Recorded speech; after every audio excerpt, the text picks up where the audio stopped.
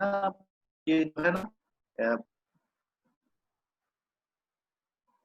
इस पाठ का उद्देश्य क्या था? पारिवारिक बंधनों के बारे में उनके प्रति ज़िम्मेदारियाँ समझना। जो हमारे फैमिली रिलेशंस होते हैं, तो टुवर्ड्स दैट रिलेशन हमारी क्या रिस्पॉन्सिबिलिटीज़ है, उसको समझना है। इस बारे में हमने पढ़ा था, है ना? तो यहाँ पर जो पहला स्लाइड है, जैसे लास्ट टाइम में पढ़े थे और इसमें कुछ इंटरप्शन हुआ था। तो एक एक गाँव में एक हरिहर काका नाम के आदमी रहते हैं, ठीक? तो उनके पड़ोस में कौन रहते हैं? जो ये लेखक हैं, मिथिलेश्वर रहते हैं। तो मिथिलेश्वर जो है, बचपन में उनके साथ खेलते थे, उनके साथ रहते थे, उनके साथ बैठते थे। तो जो हरिहर काका भी किसी को प्यार करते थे बहुत, तो किसको करते थे? लेखक को। जब वो छोटा बच्चा था तो उसको अपने कंधे पे उठाकर घुमाते थे, उनसे खूब बातें करते थे, उनसे अपना दिल बहलाते थे और पूरा समय उन्हीं के साथ बिताते थे। लेकिन अब जो लेखक जो है, अपने गाँव से बाहर गया है, बाहर कहीं वह काम करता है।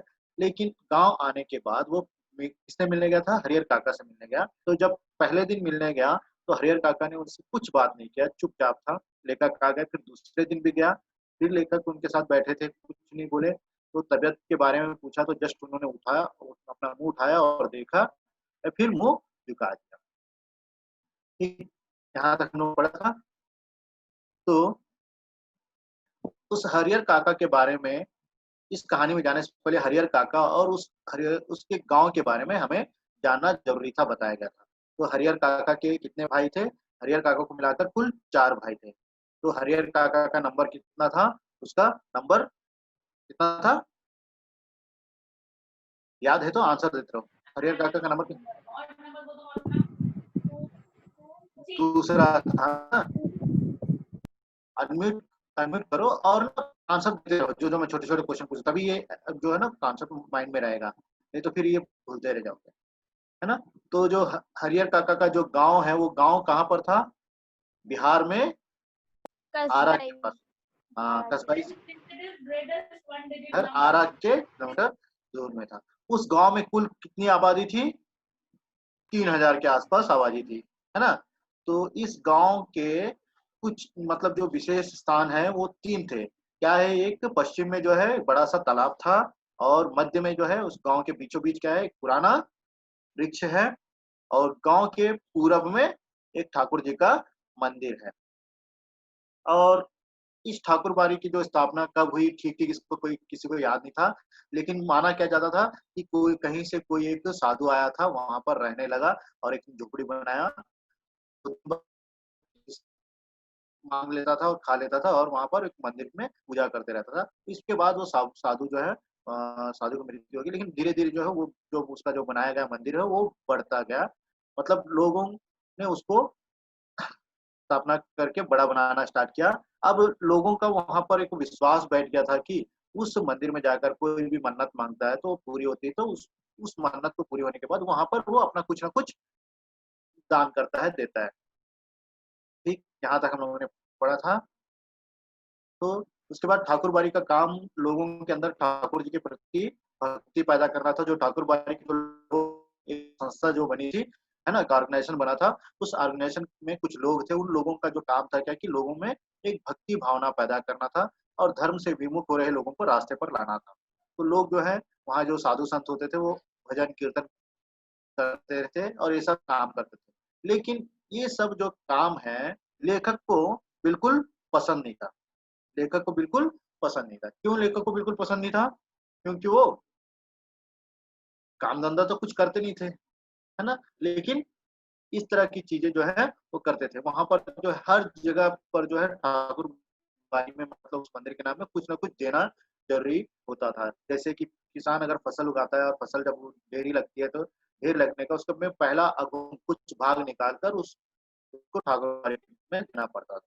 ठीक,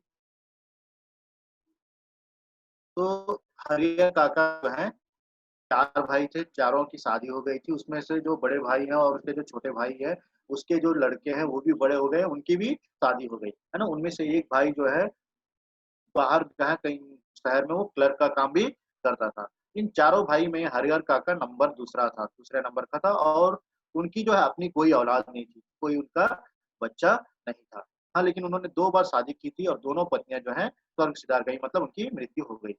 लोगों ने तीसरी शादी करने की भी सलाह दी, लेकिन उनकी अपनी गिरती उम्र और धार्मिक संस्कारों की वजह से हरिहर काका ने इनकार कर दिया। लेकिन उन्होंने अपना उम्र का लिहाज रखकर उन्होंने सोचा कि अब तीसरी शादी मैं नहीं करूंगा, और उन्होंने इनकार कर दिया। वो इत्मीनान और प्रेम से अपने भाइयों के परिवार के साथ रहने लगे, और इस प्रकार वो अकेले होते हुए भी अपने भाइयों के परिवार के साथ रहने लगे। ठीक, ये था, हम लोग पढ़े थे लास्ट वीक में।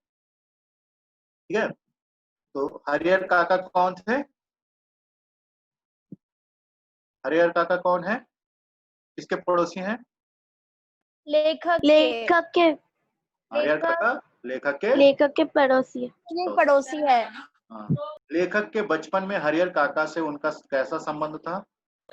बचपन में हरिहर काका लेखक के साथ बहुत खेलते थे, और वो दोनों अच्छे दोस्त थे। और जो प्यार एक पिता देता है उससे भी ज्यादा वो प्यार करते थे। Very good. और उसे अपने कंधे पर बिठाकर घुमाते थे। ठीक, हाँ। हरिहर काका के परिवार के पास कुल कितने बीघा खेत था, याद है? 60, कितना?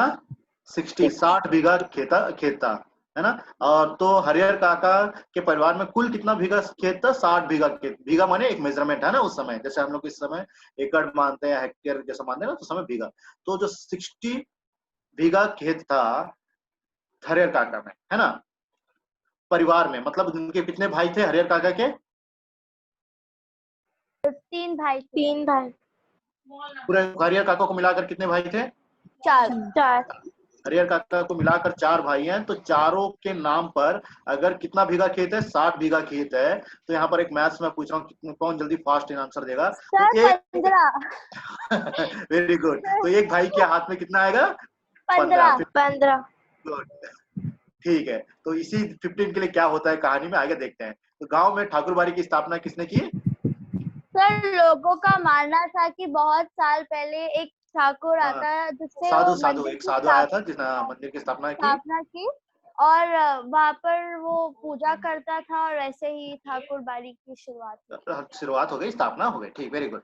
अब आते हैं, चलो, है ना, दूसरे भाग में पारिवारिक बंधनों के बारे में, उनके प्रति जिम्मेदारियों को समझना पाठ का उद्देश्य है। ठीक, तो हरिहर काका के परिवार में कुल कितने बीघे खेत थे? 60 बीघे खेत, है ना। लास्ट स्लाइड फिर लाया हूँ। कुल 60 बीघे खेत हैं। प्रत्येक भाई के हिस्से में कितने बीघे खेत आएंगे? 15 बीघे खेत आएंगे या पड़ेंगे। कृषि कार्य पर ये लोग निर्भर हैं। तो ये चारों भाई किस पर निर्भर थे? कृषि कार्य पर, खेती पर। शायद इसीलिए अब तक संयुक्त परिवार के रूप में रहते आ रहे हैं। व्हाट डू मीन संयुक्त परिवार? सर जॉइंट फैमिली है ना, एकदम, मतलब इसमें रहो, मैं हर लाइन में एक छोटी छोटी चीजें पूछते रहूंगा, तभी इंटरेस्टिंग रहेगा। हरिहर काका के तीनों भाइयों ने अपनी पत्नियों को यह सीख दी थी कि हरिहर काका की अच्छी तरह सेवा करें। तो देखो, फिर से बता रहा हूँ, हरिहर काका के कितने भाई हैं टोटल? उन लोग को, हरिहर काका को मिलाकर कितने भाई हैं? 4। तो चारों भाइयों की शादी हो गई थी। चारों भाइयों में बाकी जो 3 भाई हैं, तीनों भाइयों के अपनी अपनी पत्नी और बच्चे हैं। ठीक, लेकिन हरिहर काका की भी शादी हुई, कितनी? 2। लेकिन दोनों पत्नियां मर गई थी। और हरिहर काका के कोई बच्चे हैं? नहीं है। तो हरिहर काका के साथ उन अपने भाइयों के साथ रहने लगे। तो जो बाकी जो 3 भाई हैं, तो तीनों भाइयों ने अपनी पत्नियों को एक सलाह और सीख दी। सीख माने समझाया, है ना, समझाया कि क्या समझाया? कि हरिहर काका की अच्छी तरह सेवा करें, हरिहर काका की उन्हें अच्छी तरह सेवा करें, सर्विस करें। क्या करें? समय पर उन्हें नाश्ता खाना दें। क्या सर्विस करें, क्या काम करें? उन्हें नाश्ता खाना दें।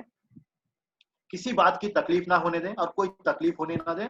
कुछ दिनों तक वे हरिहर काका की खोज खबर लेती रही। तो इस बात को समझकर जो तीनों पत्नियां थी, वो कुछ दिनों तक हरिहर काका की खोज खबर लेती रही। खोज खबर लेती रही मतलब देखभाल करती रही, सेवा करना। उनका सेवा करती रही, उनकी देखभाल करती रही। फिर उन्हें कौन पूछने वाला? फिर धीरे धीरे जो है वो सर्विस जो है धीरे कम होते गया, और उन्हें कोई पूछने वाला नहीं था। टहर चौका लगाकर पंखा झलते हुए अपने मर्दों को अच्छे अच्छे व्यंजन खिलाती थी। उसके बाद से धीरे धीरे जो है क्या परिवर्तन हुआ, अपना चौका, टहर चौका मतलब चूल्हा चौका होता है ना, चूल्हा चौका मतलब आजकल तो हम लोग स्टोव वगैरह यूज करते हैं, उस समय चूल्हा चौका होता था लकड़ी और कोयले से चीजें करते हैं, तो वो लगाकर पंखा झेलते हुए, उस चौके को पंखा झेलते हुए अच्छे अच्छे व्यंजन बनाती थी, व्यंजन माने डिशेस, है ना, अच्छा अच्छा खाना बनाती थी और अपने पति को खिलाते थे। हरिहर काका के आगे तो बची कुची चीजें आती थी, और जब वो तीनों पति खाकर खेतों में काम करने चले जाते थे, तो जो बची कुची चीजें होती थी वो हरिहर काका के हिस्से में आती थी, उनको हरिहर काका को दे दिया जाता था।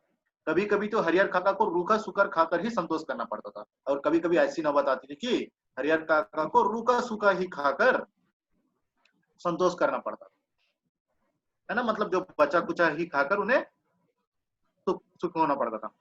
ठीक, तो अगर कभी हरिहर काका की तबीयत खराब हो जाती थी तो मुसीबत पड़ जाते थे।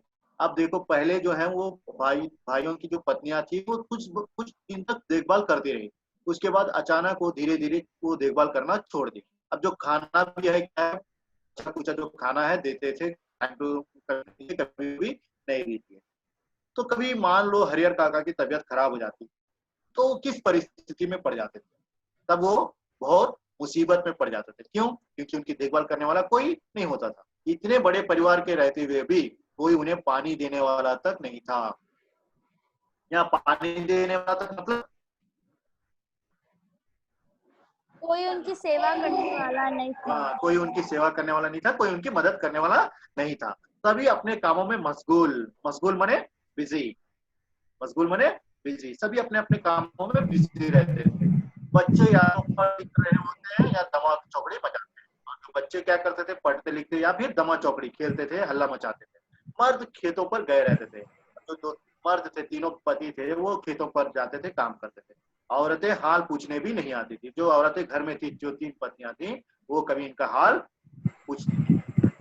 दालान के कमरे में अकेले पड़े हरिहर काका को स्वयं उठकर अपनी जरूरत की पूरी करनी पड़ती थी। यहाँ पर देखो दालान के कमरे में, दालान मने एक बड़ा सा मकान, उस मकान में सामने वाला जो कमरा होता है ना, सबसे सामने वाला जो कमरा होता है उसको दालान का कमरा बोलते हैं। ठीक, तो इनकी जो फैमिली है ना, पूरा ज्वाइंट फैमिली है, तो सब लोग अंदर अंदर के जो कमरे होते हैं, बेडरूम वगैरह होते हैं, वहां पर रहते थे। तो उसका जो सबसे सामने वाला, जो कोई सभी छोटा सा, मतलब देखो पहले जो होते भवन या महल जैसे घर होते थे ना, उसमें जो गेट के सामने वाला जो कमरा होता है उसको दालान का कमरा कहते हैं। ठीक है, तो उस दालान के कमरे में अकेले पड़े हरिहर काका को स्वयं उठकर अगर उनकी तबीयत खराब है फिर भी उन्हें स्वयं उठकर अपनी जरूरतों की पूरी करनी पड़ती थी। तो अपनी जो जरूरतें हैं, पानी लाना हो या फिर कुछ भी काम करना हो, है ना, अपने काम खुद करने पड़ते थे, कोई उनकी मदद नहीं करता था।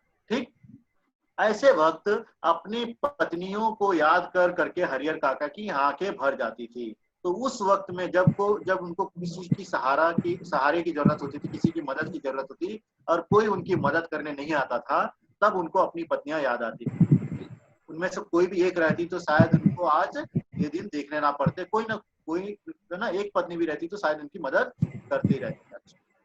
भाइयों के परिवार के प्रति मोह की शुरुआत इन्हीं क्षणों में हुई, और काका भाइयों के प्रति जो प्यार था, जो प्रेम था, वो मोह मने प्रेम, जो प्यार था वो भंग होने की शुरुआत, मतलब वो धीरे धीरे कम हो रहा था। वो जो है इन्हीं क्षणों से, मतलब इन्हीं मूवमेंट से वो स्टार्ट होने लगा, मतलब उसे अपने भाइयों के प्रति जो प्रेम था वो धीरे धीरे कम होना स्टार्ट होने लगा। किसको? हरिहर काका को। ठीक, और फिर एक दिन तो विस्फोट ही हो गया, और एक दिन क्या हो गया, विस्फोट हो गया, मतलब वो जो प्रेम था पूरी तरह से खत्म हो गया, है ना, जो अंदर गुस्सा था वो गुस्सा जो है एक बार बाहर आ गया। क्या हुआ? उस दिन हरिहर काका की सहन शक्ति जवाब दे गई। सहन शक्ति, पेशेंस, सहन शक्ति माने पेशेंस। तो उस दिन हरिहर काका का जो पूरा पेशेंस था, पूरा का पूरा पेशेंस खत्म हो गया। उस दिन शहर में क्लर्की करने वाले भतीजे का एक दोस्त गांव आया था। तो बताया था ये भतीजा कौन? उसके भाई का एक लड़का, जो कहाँ रहता था? शहर में रहता था। क्या काम करता था? क्लर्क, है ना। आंसर देते रहो, आंसर देते रहो। तो जो हरिहर काका का एक भाई रहता था, भाई का जो बेटा था वो कहाँ रहता था? शहर में रहता था और क्या काम करता था, क्लर्क। क्लर्क का काम करता था। वो एक बार जो है अपने दोस्त के साथ गाँव आया, वो ना अपने दोस्त को लेकर गाँव आया था, है ना। तो उसी के आगमन के उपलक्ष्य में, आगमन मतलब आने के उपलक्ष्य में 2-3 तरह की सब्जी, है ना, बन के चटनी रायता आदि बने थे, है ना। 2-3 तरह की सब्जी बनी थी और बाजी बनी थी, चटनी बना था और रायता, है ना। हर किस्म के जो आइटम्स हैं जो बन रहे थे। क्यों? दोस्त आया है, कोई मेहमान आया है, ठीक है। तो बीमारी से उठे हरिहर काका का मन स्वादिष्ट भोजन के लिए बेचैन था। तो उसी समय बीमारी से थोड़ी बहुत ठीक हुए थे। कौन? हरिहर काका। तो उनका भी मन कर रहा था कि अब कुछ स्वादिष्ट भोजन करूं, तो उसके लिए उनका मन जो है बेचैन था, है ना, व्याकुल था। मन ही मन उन्होंने अपने भतीजे के दोस्त की सराहना की, जिसके बहाने उन्हें अच्छी चीज खाने को मिलने वाली थी। तो जब ये तरह तरह की किस्में जब बन रही थी, खाना जो बन रहा था, तो उनका जो स्वाद सूंघकर उन्हें दिल में जो है एक प्रकार का लालच आया। हाँ, तो बहुत दिन बाद मुझे कुछ स्वादिष्ट खाने के लिए मिलेगा, और मन ही मन उन्होंने अपने भतीजे को धन्यवाद देना स्टार्ट किया। क्यों धन्यवाद स्टार्ट किया? कि भतीजा आया है और अपने साथ अपने दोस्त को लेकर आया है, तभी तो घर में ये जब सब चीज जो खाना बन रहा है, उसके साथ साथ मुझे भी दिया जाएगा, है ना। ये जो सिचुएशन है, परिस्थिति, हम लोग ने एक बार कहानी पढ़ी थी। कौन सी कहानी? बूढ़ी बूढ़ी काकी। काकी। बूढ़ी काकी, हाँ, बूढ़ी काकी। उस तरह की परिस्थिति थी अभी, लेकिन बातें बिल्कुल विपरीत। लेकिन जो हुआ जो है वो पूरा विपरीत हुआ। क्या हुआ? सबों ने खाना खा लिया, मतलब सब ने खाना खा लिया। उनको कोई पूछने तक नहीं आया, लेकिन उनको कोई पूछा नहीं कि आपने खाना खाया है, उनके लिए कोई खाना नहीं लाया। उनके तीनों भाई खाना खाकर खलिहान चले गए। उनके तीनों भाई जो है खाना खा लिया और खलिहान चले गए। What do mean? खलिहान और खेत में क्या डिफरेंस है बताओ? उस दिन बताया था, खेत और खलिहान में क्या अंतर है?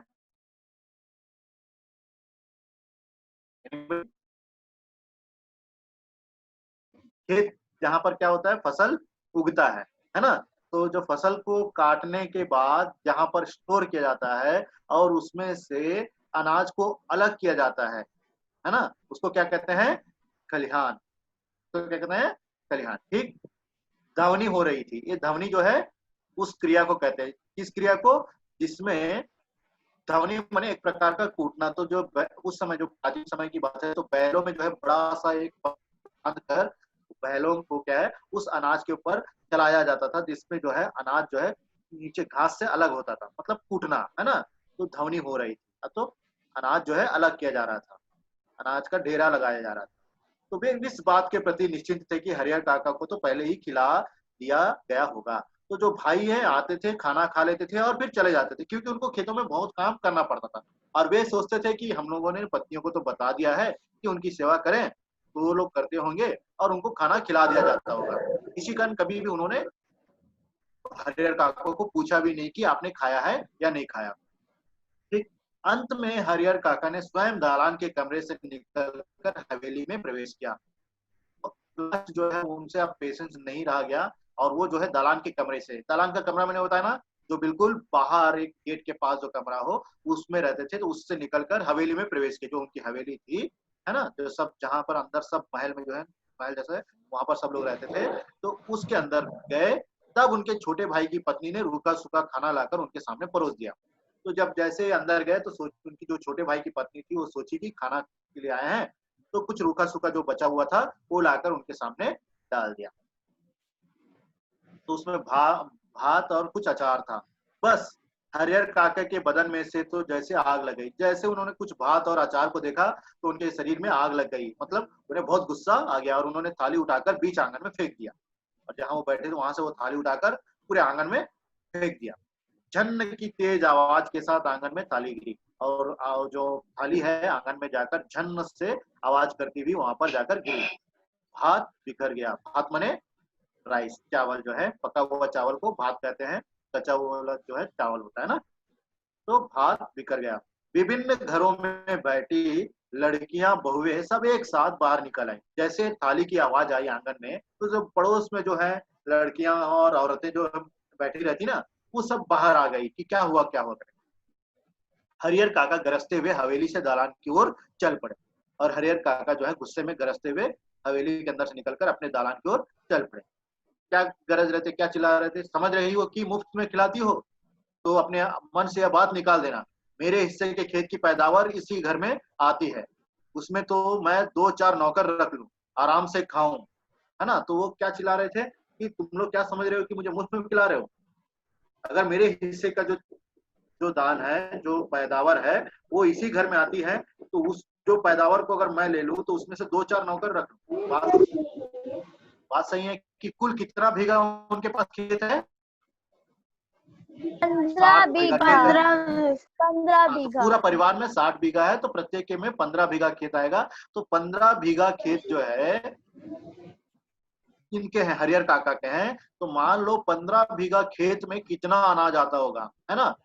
कितना, जैसे एक छोटा परिवार तो 1 एकड़ खेत में अपना जीवन चला लेता है। तो 15 बीघा खेत है एक एक के हिस्से में, और उनकी बड़ी सी हवेली है जिसमें बहुत बहुत सब है।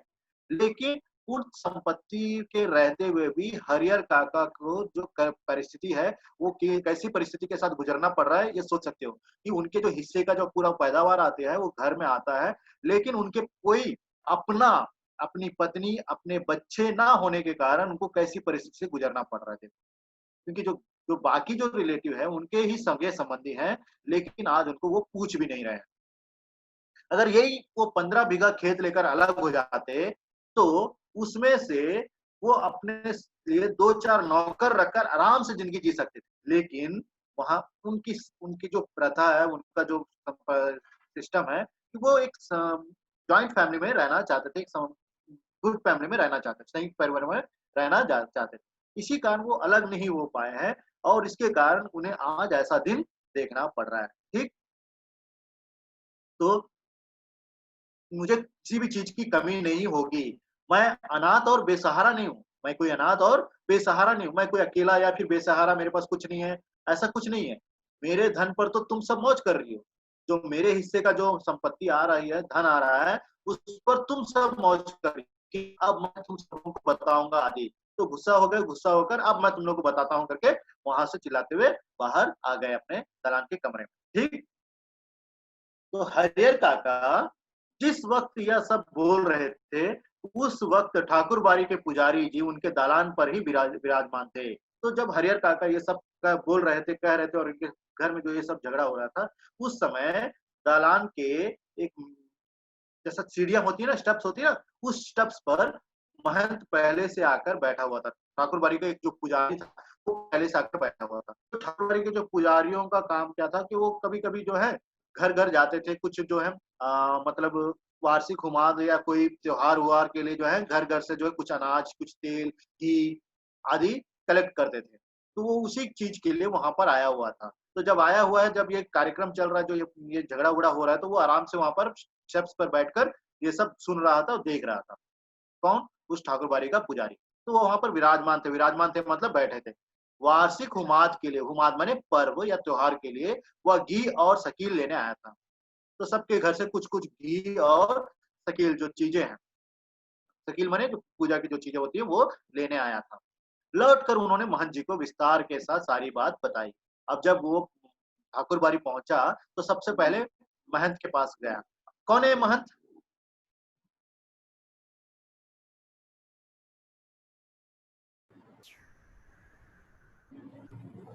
महंत कौन है? हाँ, हेलो। सर वो ठाकुर भाई हेड कुछ है। हाँ, तो ठाकुर बाड़ी जो है एक ऑर्गेनाइजेशन बनाया है जिसमें बहुत सारे पुजारी हुआ करते हैं ना, बहुत सारे पुजारी होते हैं। तो उन पुजारियों में हेड होता है ना, जो संचालक होता है, ऑर्गेनाइजर होता है, उस ठाकुर बाड़ी को चलाने वाला क्या बोलते हैं उसको? संचालक, है ना। तो उसको बोला जाता है महंत। तो ये जो पुजारी था, ये जब कलेक्ट करने आया था सबके घर से कुछ तेल घी वगैरह, तो वो जब कर रहा था तो उस समय ये घटना को देखा और चुपचाप दौड़ते हुए महंत के पास गया और महंत को जाकर बता दिया। तो उनके कान खड़े हो गए। कान खड़े हो गए मतलब सावधान होना। कान खड़े होना मतलब सावधान होना। ठीक, कान खड़े होना, सावधान होना। सावधान होना, है ना, अलर्ट होना। तो वो अलर्ट हो गए, सावधान हो गए। वह दिन उन्हें बहुत शुभ महसूस हुआ। वो इसी ताक में रहते थे कि किनके घर में कुछ झगड़ा हो और किन्हें मैं फुसलाऊं, कुछ इससे मैं ठाकुरबाड़ी का जो संपत्ति है बढ़ा सकूं, ये चीज में लगे रहते थे। जैसे उन्हें ना सुना कि हरिहर काका के घर में कुछ अनबन हो रही है, झगड़ा हो रहा है, तो उनके कान खड़े हुए, वो अलर्ट हो गए और उन्हें कुछ शुभ सूचना लगने लगा, उन्हें बहुत अच्छा महसूस होने लगा। तो इस प्रकार का महंत है। तो उस दिन को उन्होंने ऐसे ही गुजर गुजर जाने देना उचित नहीं समझा, और ये ऐसा ही ये दिन गुजर जाए ये ठीक नहीं है। उसने सोचा, उसने एक प्लान बनाना स्टार्ट कर दिया। तो अपना एक जो उपाय है, प्लान है कि कैसे उसको मैं उस घर को तोड़ूं और उस घर की जो संपत्ति है अपने ठाकुरबाड़ी में जोड़ूं, ये प्लान बनाना स्टार्ट कर दिया। तो तत्क्षण मतलब उसी क्षण टीका तिलक लगा कंधे पर राम नामी लिखी चादर डाल ठाकुरबाड़ी से चल पड़े। तो तुरंत अपना उसी समय टीका तिलक लगाया अपने माथे पर और एक चादर लिया जिसमें राम नाम लिखा हुआ था, उसको कंधे में डाला और ठाकुरबाड़ी से निकल पड़ा किसकी ओर, हरिहर काका से मिलने। संयोग अच्छा था, तो संयोग मतलब समय अच्छा था। हरिहर काका के दलान तक नहीं जाना पड़ा, तो हरिहर काका के जो कमरा है वो कमरा तक जाना नहीं पड़ा। रास्ते में ही हरिहर काका मिल गए और हरिहर काका रूठे थे, तो वो रूठे हुए घर से निकलकर बाहर आ गए थे और खेत की तरफ जा रहे थे। तो उसी समय रास्ते में ही उन्हें मिल गए, किसको, महंत को। तो गुस्से में घर से निकल वह कल्याण की ओर जा रहे थे। तो हरिहर काका जो गुस्से से घर से निकल गए थे और कल्याण की ओर, जब भाई काम कर रहे थे उस ओर जा रहे थे, लेकिन महंत जी उन्हें कल्याण की ओर जाने नहीं दिए। तो महंत जी बीच में मिल गए और उन्हें रोक दिया और उन्हें कल्याण की ओर जाने नहीं दिया। उन्हें समझा बुझा कर मतलब अपना फुसला फुसला कर अपने साथ ठाकुर बाड़ी पर लेते आए। तो चलो आपसे कुछ बात करना है, कुछ इंपॉर्टेंट बात करना है, महत्वपूर्ण बात करनी है, चलो ऐसी बात करेंगे, ठाकुर बाड़ी आइए करके उनको धीरे धीरे फुसला कर ठाकुर बाड़ी लेकर आ गए। फिर एकांत कमरे में उन्हें बैठा, एकांत कमरे में लेके गए। एकांत माने एक लोनली कमरे में जहाँ पर कोई नहीं है, वहां पर ले जाकर बैठाया। खूब प्रेम से समझाने लगे और बड़ा प्यार दिखाने लगे और समझाने लगे। हरिहर, यहाँ कोई किसी का नहीं है। तो बड़ी प्यार वाली बातें करने लगे कि हरिहर, यहाँ कोई किसी का नहीं होता है, कोई दूसरे के बारे में सोचता नहीं है, सब माया का बंधन है। सब माया, माया मने धन दौलत संपत्ति जो फेक चीज होती है ना, उसका बंधन है, सब उसी में फंसे होते हैं। तू तो धार्मिक प्रवृत्ति का आदमी है और तू तो एक धार्मिक आदमी है। मैं समझ नहीं पा रहा हूँ कि तू इस बंधन में कैसे फंस गया हो, और मैं समझ नहीं रहा हूँ कि तू इस बंधन में कैसे फंसा है, कि तू अभी भी सोच रहा है कि मेरा भाई है, मेरा भतीजा है और मेरे भाई की पत्नी है। इस बंधन में कैसा फंसा है, कोई किसी का नहीं होता है, ये सब माया है हरिहर करके उसको समझाने लगा, फुसलाने लगा। तो ईश्वर में भक्ति लगाओ, तुम्हारा कोई नहीं है, सिर्फ ईश्वर है, उसमें भक्ति लगाओ। उसके सिवाय कोई तुम्हारा अपना नहीं है, तो ईश्वर के सिवा तुम्हारा और कोई नहीं है। पत्नी, बेटे, भाई, बंधु सब स्वार्थ के साथी हैं। तो ये पत्नी, भाई, बेटे जो बंधु हैं, ये सब स्वार्थी होते हैं। जब तक तुम्हारे पास कुछ होगा तब तक ही तुम्हारी कदर करेंगे, नहीं तो नहीं करेंगे। ये सब ऐसी बातें समझाने लगा। जिस दिन उन्हें लगेगा कि तुमसे कोई उनका स्वार्थ सधने वाला नहीं है, उस दिन वे तुम्हें पूछेंगे तक नहीं। और जिस दिन उन्हें पता चलेगा कि तुमसे कोई उनका मतलब नहीं है, तुमसे उनका कोई फायदा नहीं है, तो वो तुम्हें पूछेंगे भी नहीं। इसीलिए ज्ञानी संत महात्मा ईश्वर के सिवा किसी और में प्रेम नहीं लगाते। इसलिए जो ज्ञानी होता है, जो संत होता है, जो महात्मा होता है, वो ईश्वर के सिवा और किसी से प्रेम नहीं करता। तुम्हारे हिस्से में 15 भीगे खेत हैं, उसी के चलते तुम्हारे भाई परिवार तुम्हें पकड़े हुए हैं। तो बता रहा है कि तुम्हारे हिस्से में 15 बीघे खेत है, इसीलिए तुम्हारा परिवार जो है तुम्हें पकड़ा हुआ है, तुम्हें छोड़ नहीं रहा है। तुम एक दिन कहकर तो देख लो कि अपना खेत उन्हें ना देकर दूसरे को लिख दोगे, वह तुमसे बोलना बंद कर देंगे। एक बार जाके तुम उन्हें बताओ कि मैं जो मेरे हिस्से का जो 15 बीघा खेत है वो किसी और के नाम पर करने वाला हूँ, तो वो तुमसे बोलना भी बंद कर देंगे। खून का रिश्ता खत्म हो जाएगा। अब जो तुम ये खून का रिश्ता लेकर पकड़े हो, ये रिश्ता भी खत्म हो जाएगा। ठीक? तुम्हारे भले के लिए मैं बहुत दिनों से सोच रहा था, लेकिन संकोच नहीं कह रहा था। तो महंत बोलता है कि यह बात जो है मैं बहुत पहले बताना चाह रहा था, लेकिन मुझे संकोच था, मैं हेजिटेट कर रहा था कि तुम कैसे लोगे। लेकिन आज मुझे पता चला है कि उस घर में तुम्हारी कोई इज्जत है नहीं, तुम्हारी कोई इज्जत नहीं कर रहा, तुम्हें कोई पूछ नहीं रहा है। इसी कारण मैं आज ये बात बता रहा हूँ, ऐसा वो बताने लगा। आज कह देता हूँ, तुम अपने हिस्से की खेत ठाकुर जी के नाम लिख दो।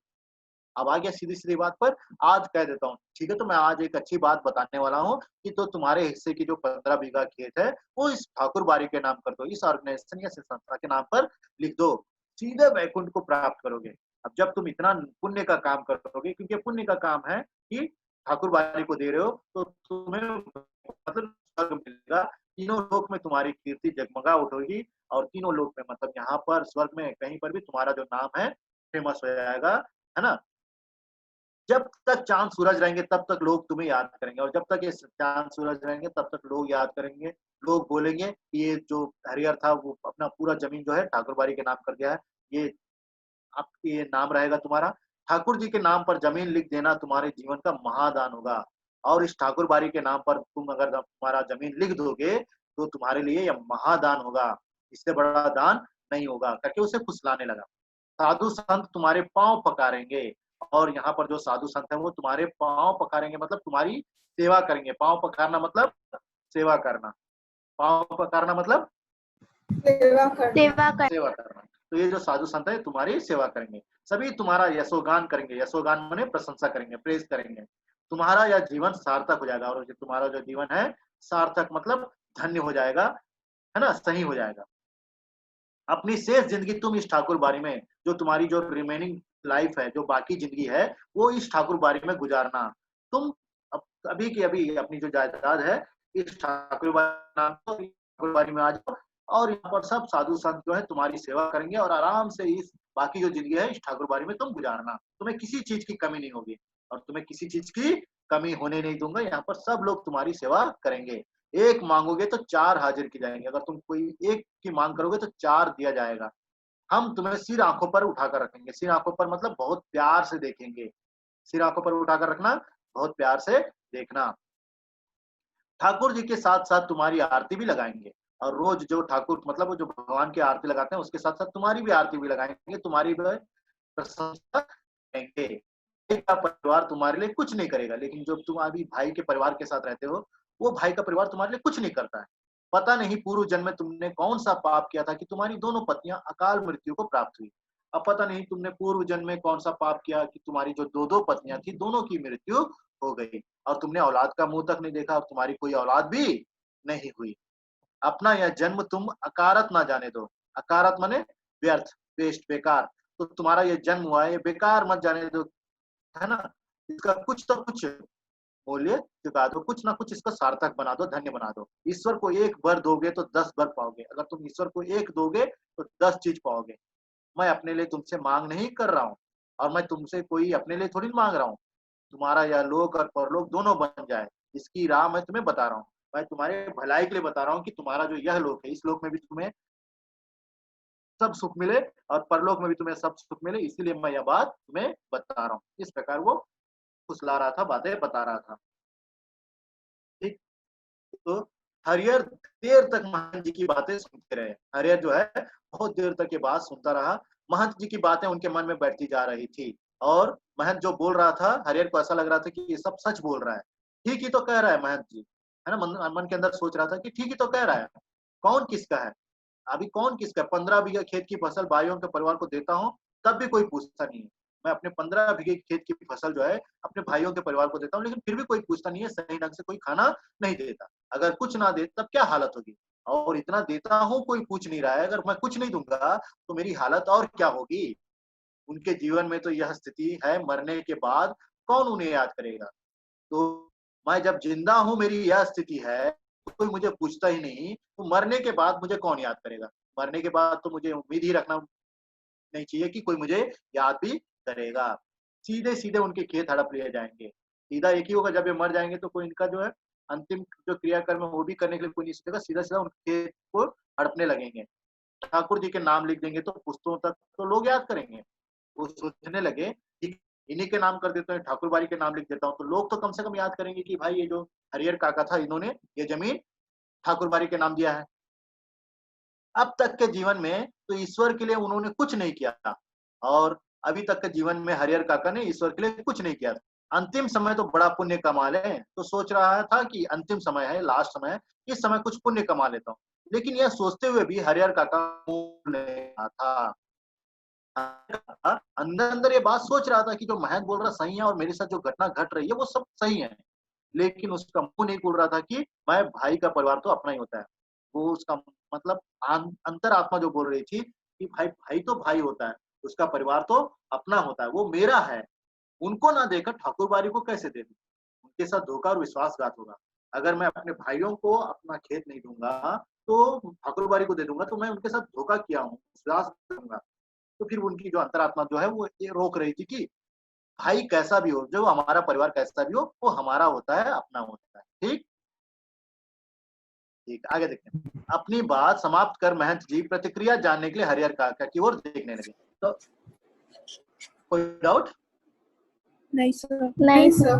तो नहीं सर। अपनी बात जो है समाप्त किया कौन? महंत। अब जो है प्रतिक्रिया मतलब हरिहर काका से कौन सा आंसर मिलेगा वो उसकी ओर देखने लगे, हरिहर काका की ओर देखने लगे। उन्होंने मुंह से तो कुछ नहीं कहा, हरिहर काका ने मुंह से कुछ नहीं कहा, लेकिन उनके मन में दोनों चीजें लग रही थी। एक चीजें लग रही थी कि जो महंत जो बोल रहा है वो बिल्कुल सही है, लेकिन उसको मन में और एक चीज आ रही थी कि मैं अपने भाइयों को धोखा नहीं दे सकता। दोनों चीजें, लेकिन उनके चेहरे के परिवर्तित भाव महंत जी की अनुभवी आंखों से छिपे नहीं रह सके। लेकिन उसके जो चेहरे में परिवर्तित हो रहे थे, जब ये बता रहा था, उसका जो चेहरे में जो भाव परिवर्तित हो रहे थे, जो भाव जो एक्सप्रेशन चेंज हो रहे थे, उससे महंत को लग रहा था कि हाँ हरिहर हमारी बातों में आ रहा है। अपनी सफलता पर महंत जी को बहुत खुशी हुई, तो वो ऐसा लग रहा था कि हाँ भाई मैंने फुसला लिया है, अब जो हरिहर है हमारी बातों में आने वाला है और ये जो है अपनी जायदाद जो है ठाकुरबाड़ी के नाम करेगा, इसलिए वो खुश होने लगा था। उन्होंने सही जगह पर वार किया, उन्हें लग रहा था कि मैंने सही जगह पर वार किया। इसके बाद उसी वक्त ठाकुरबाड़ी के 2 सेवकों को बुलाकर आदेश दिया और तुरंत उसने ठाकुरबाड़ी के 2 सेवकों को बुलाया और आदेश दिया कि एक साफ-सुथरे कमरे में पलंग बिस्तरा लगाकर उनके आराम का इंतजाम करें। तो ये वाला ध्यान से देखना कि महंत जो है हरिहर काका को बुलाकर अपने सेवकों को क्या आदेश दिया? अपने सेवकों को क्या आदेश दिया कि एक साफ-सुथरे कमरे में बिस्तर कर आराम का इंतजाम करें। फिर तो महंत जी के कहने पर जितना समय लगा था उससे कम समय में ही सेवकों ने हरिहर काका के मना करने के बावजूद भी उन्हें एक सुंदर कमरे में पलंग पर जा लिटाया और महंत जी उन्होंने पुजारी को यह समझा दिया कि हरिहर के लिए विशेष रूप से भोजन की व्यवस्था करें। हरिहर काका को महंत जी के एक विशेष उद्देश्य से ले गए थे, इसलिए ठाकुर बाड़ी में चहल पहल शुरू हो गई और अपने लोगों को आदेश दिया कि उन्हें एक सुंदर कमरे में पलंग लगाया जाए और उन पर उन्हें लिटाया जाए और उनकी सेवा की जाए और उनके भोजन की व्यवस्था की जाए।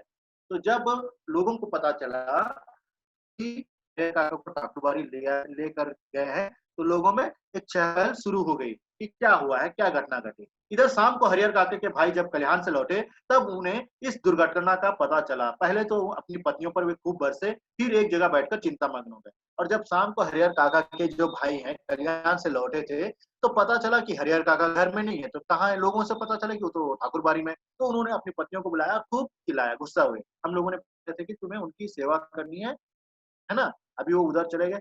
क्योंकि अब बताओ जो भाइयों का जो मन था कि अपनी पत्नियों को बताया बताया थे कि सेवा करने के लिए, तो वो सेवा करने का उद्देश्य क्या था?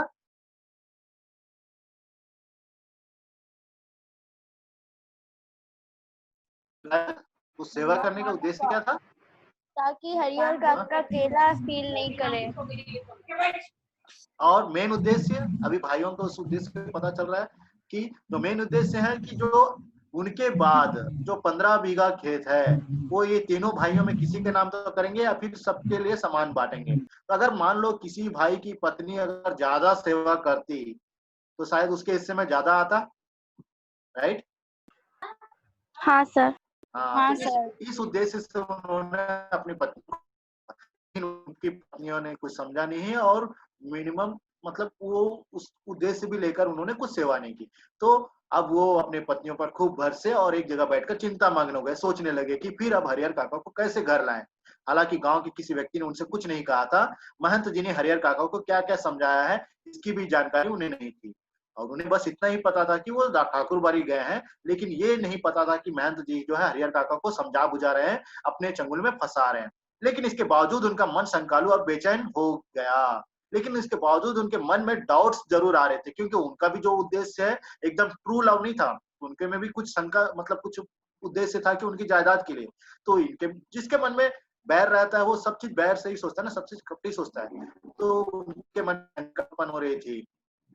दरअसल बहुत सारी बातें ऐसी होती हैं जिनके जानकारी के लिए बिना बताए लोगों को मिल जाती है, और कुछ बहुत सारी बातें ऐसी होती हैं कि जिनको लोगों की बताने की जरूरत नहीं होती, ऑटोमेटिक वो पता चल जाता है। ठीक, तो शाम गहराते गहराते हरिहर काका के तीनों भाई ठाकुर पर पहुंचे।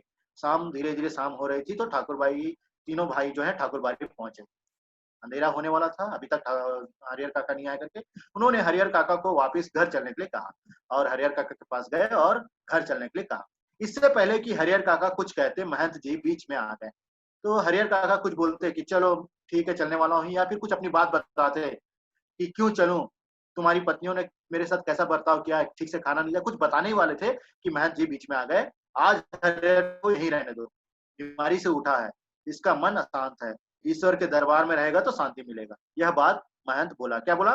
कि आज हरिहर को यहीं रहने दो, बीमारी से बेचारा उठा है, उसका मन अशांत है और ईश्वर के पास रहेगा तो थोड़ी शांति मिलेगी। लेकिन उनके भाई उन्हें घर ले चलने के लिए जिद करने लगे। लेकिन उसके भाई जो है उन्हें घर ले जाने के लिए जिद करने लगे। इस पर ठाकुर बाड़ी के साधु संत उन्हें समझाने लगे, और जो ठाकुर बाड़ी के जो साधु संत उन्हें समझाने लगे कि वो घर नहीं जाएगा। वहां पर उपस्थित गांव के लोगों ने भी कहा कि एक रात ठाकुरबाड़ी में रह जाएंगे तो क्या हो जाएगा। तो जो वहां के जो लोग थे, ठाकुरबाड़ी जो आते जाते रहते हैं, वो लोग भी जो है वो भाइयों को समझाए कि आज एक दिन रह जाएगा तो कोई नुकसान नहीं है, तो उसको आज ही रह। अंततः भाइयों को निराश वहां से लौटना पड़ा। तो भाइयों को निराश होकर बिना हरिहर का घर लौटना पड़ा। ठीक, ये था सेकंड भाग, है ना। तो देखते हैं तीनों भाइयों ने अपनी पत्नियों को क्या सीख दी थी। कि हरिहर काका का ख्याल रखना चाहिए और उनको वक्त पर वो खाना हर्षल काका देना की चाहिए। अच्छी सेवा करे। उनकी सेवा करे और वक्त पर उनको खाना खाना दे। देते हैं। ठीक, हरिहर काका की तबीयत खराब हो जाती तो वे कैसी परिस्थिति में रहते थे? जब हरिहर काका की तबीयत खराब हो जाती थी, वो बहुत ही दुखी हो जाते की थे। मदद कोई नहीं करता। वो और अपने वो अपनी पत्नियों को याद पत्नियों को बहुत याद के करते दुखी हो जाते थे। याद करते थे और दुखी हो जाते थे, रोते रहते थे। महंत हरिहर काका को ठाकुर बाड़ी ले जाकर अपने सेवकों को क्या आदेश दिया था? कि उनके लिए एक अच्छा सा कमरा तैयार, सुथरा कमरे में बिस्तर वो सब रखा। उनको एक पलंग लगाया जाए और उनको वहां पर सुला लेटाकर उनकी सेवा की जाए। ठीक, हरिहर के भाई जब उन्हें अपने घर ले जाने आए तो महंत ने क्या कहा? मैंने कहा कि उन्हें एक रात वहां रुकने दीजिए, वो अभी बीमारी से उठे हैं, अगर वो ईश्वर के पास रहे तो उन्हें थोड़ी शांति मिलेगी। Very good. ठीक, और कोई डाउट समझ में आया? हाँ सर। हाँ सर। ठीक, कोई डाउट नहीं? नहीं सर। इसका नेक्स्ट पार्ट फिर नेक्स्ट क्लास में देखते हैं। Okay, thank you. जी sir. Thank you thank you sir. Sir. Thank you. Thank you sir. Thank you sir. Thank you.